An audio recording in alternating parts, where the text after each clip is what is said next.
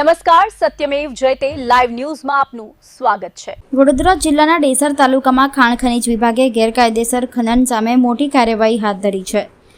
વાંકાનેડા ગામમાં કરવામાં આવેલી મેગા રેડ દરમિયાન કરોડો રૂપિયાનો મુદ્દામાલ જપ્ત કરવામાં આવ્યો છે।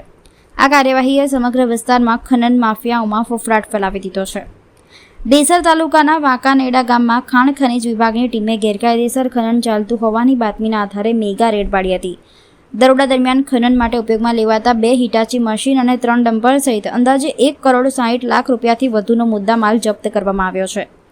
ખાણ ખનીજ વિભાગે તમામ વાહનો અને મશીનો સીઝ કરી ગેરકાયદેસર ખનન કરનારાઓ સામે કાયદેસરની કાર્યવાહી શરૂ કરી છે।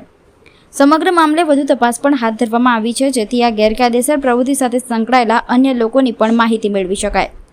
ડેસર પંથકમાં થયેલી મેગા રેડ બાદ ગેરકાયદેસર ખનન સાથે સંકળાયેલા તત્વોમાં દોડધામ અને ફફડાટ જોવા મળી રહ્યો છે।